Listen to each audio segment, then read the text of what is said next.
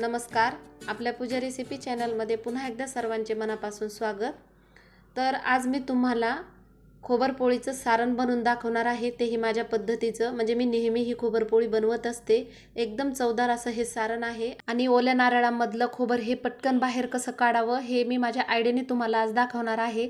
तर मैत्रिणींनो, अजूनपर्यंत तुम्ही या चॅनलला सबस्क्राइब केलं नसेल तर प्लीज सबस्क्राइब करा आणि तुम्हाला हा व्हिडिओ आवडल्यानंतर पुढे आपल्या मैत्रिणींशी सुद्धा शेअर करा। तर सारण करण्यासाठी या ठिकाणी मी एक नारळ घेतलेला आहे आणि नारळ हे पूर्ण सोलून घेतलंय आणि हे अशा प्रकारचा एक मी छोटा बाउल घेतलेला आहे आणि त्याच्यामध्ये हे नारळ ठेवलंय। आता याच्यावरती अशी प्लेट झाकायची आणि जवळपास 5 ते 6 तासासाठी मी फ्रीजरमध्ये याला ठेवणार आहे आणि 6 तासानंतर आपण पाहूया। तर हे नारळ थंड झालेलं आहे, याच्यावरती थोडा सुद्धा बर्फ वगैरे काही आलेला नाही।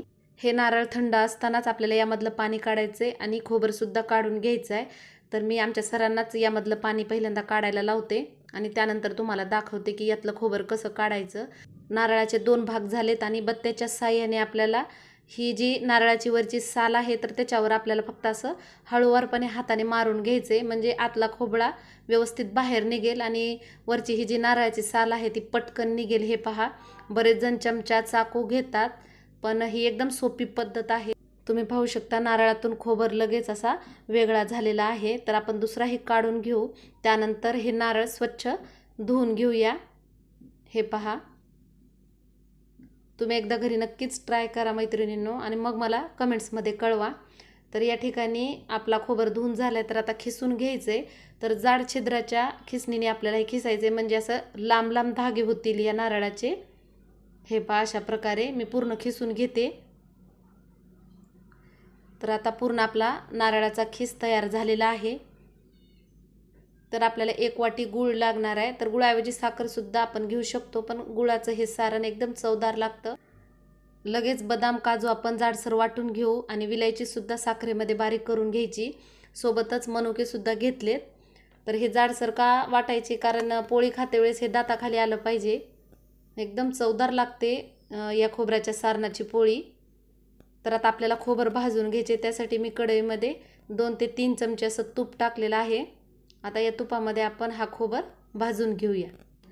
गॅसची आच ही एकदम मंदच ठेवायची आणि लालसर होईपर्यंत तुपामध्ये हा खोबऱ्याचा खिस आपल्याला परतवून घ्यायचा आहे, म्हणजे एकदम चवदार सारण तयार होतं। आपण घाई गडबडीमध्ये पटकन होण्यासाठी गॅसची आच ही फुल करतो आणि ते एवढं चवदार चांगलं भाजलं जात नाही। तर आता थोडंसं लालसर झालेलं आहे, मी गूळ टाकलाय त्यामध्ये। आता गूळ थोडासा पातळ होईल, आपण चांगलं परतून घेऊ। तर हे पहा, गूळ चांगला खोबऱ्यामध्ये मिसळून झालाय। आता यामध्ये वेलची पूड, बदाम काजूचे तुकडे आणि मनुके सर्व आपण चांगलं आता मिक्स करून घेऊ। चांगलं मिक्स करून झाल्यानंतर हे सारण आपल्याला थंड करायला ठेवायचं आहे।